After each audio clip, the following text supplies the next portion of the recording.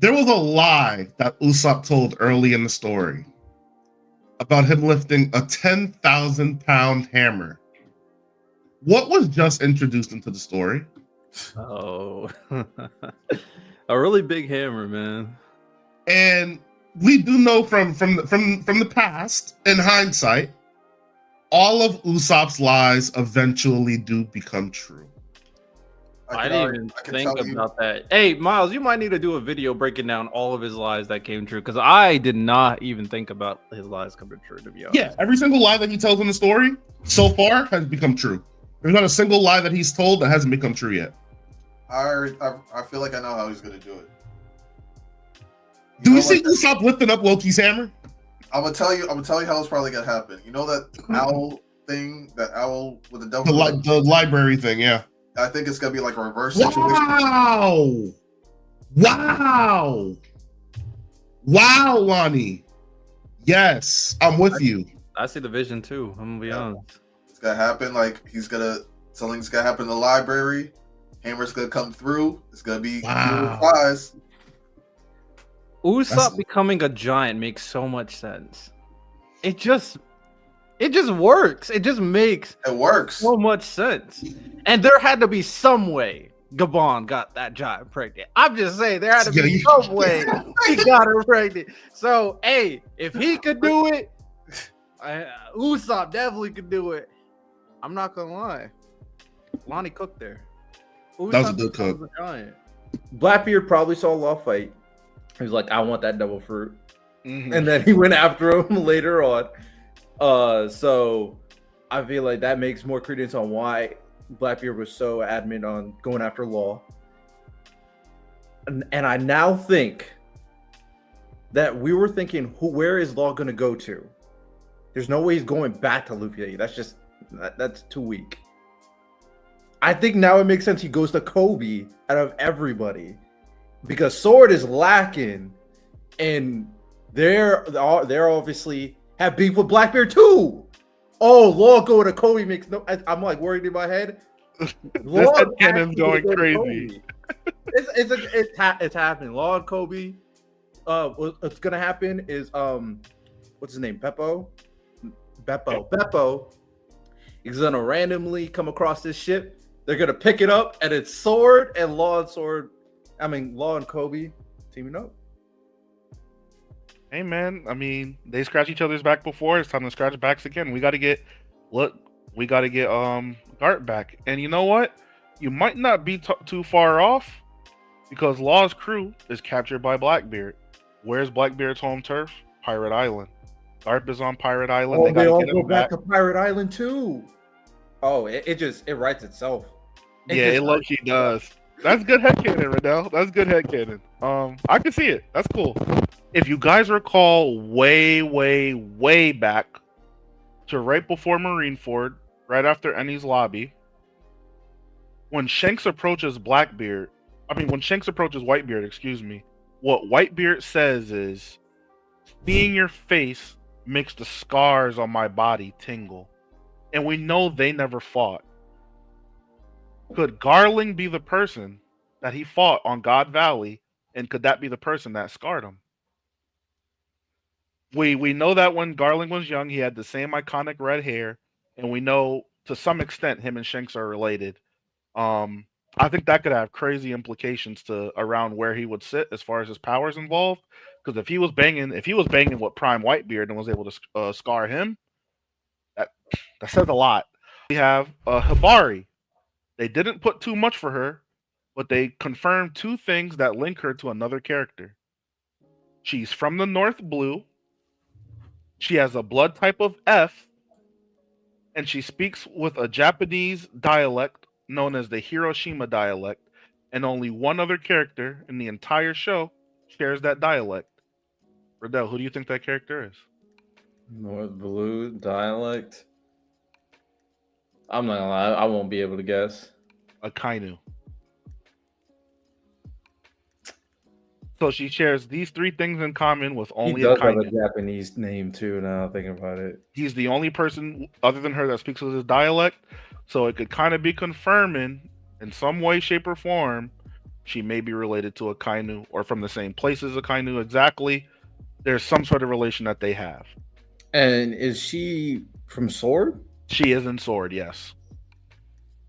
We know what we're gonna do. Okay, we know what's about to happen. She's the sniper of Sword. I remember her. The one that likes Kobe. Yeah. Yeah, I know. Oh, she's the really good one. Like she's really not. Oh, yeah, she's the lead. That's definitely happening. She's definitely kind of. That's 100% happening. Okay, we here. All right. Okay, Oda, I see you. I think Oda is low key going to make like almost every admiral a good guy. I agree. I think they're all going to defect for some reason or another. Yeah, and now with the new stuff, I think Akainu, including Akainu. But I think he'll lose first, then he'll defect. Yeah, I think he's either going to lose first. No, he's definitely going to lose first. I agree with you. But he's going to see something very specific. My whole thing with Akainu is, yeah, he's one of those evil, more pragmatic guys willing to do whatever needs to be done. But I think that's because of a certain experience that happened in his past in relation to pirates. So I don't think he's one of those people who's like below see some sort of new horrific event happening and his mindset changing. Because I think he only got that way from seeing something. So I don't know. Maybe he sees the elders' true forms. Maybe the elders do something. Maybe there's a directive that he follows and he doesn't agree with. Maybe they try to do what they did to Genie to Hibari.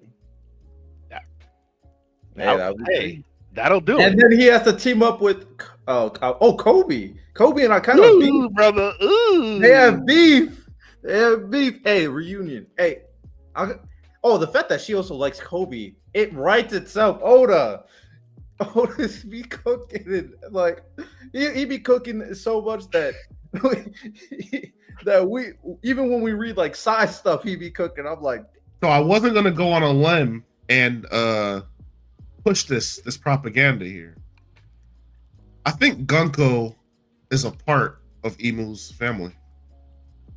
We know that the Emu clan is originally the Nerona clan. That's the family name, one of the original 20. Gunkko's devil fruit is exactly like Emu's attacks that he or she used on Sabo and King Cobra. It's the same attack, same thing. Arrow, pierce straight through, same exact thing, right? What made me want to decide to go all in on it was her biggest fear being Nika, right? As a God Knight, I don't think Shamrock gives a fuck about Nika. I don't think Summers gives a fuck about Nika. Killingham gives a fuck about the extent that he needs to make his creation. But outside of that, I don't think he cares either. Mm-hmm. I think having a direct connection to that family, they have a very deep-rooted hate against Joy Boy, or at least fear of Joy Boy, probably more than anybody. That being the thing that she fears most. She doesn't look like she's a different race. She looks very human. You're right. She might be a part of that family. You know what? Before I go into my soliloquy, do you remember what chapter that was on? The emo stuff? Yeah. If you give me about 15 seconds, I'll find it. Big bet. And I'll look up on here on my tablet.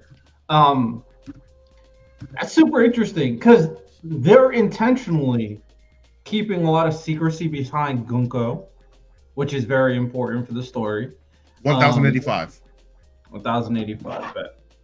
Because all the God Knights, we basically got their names, like their full names, who and what clan they're associated with, other than Gunkko. And she's hiding her mouth. Like, there's a lot of secrecy behind this character.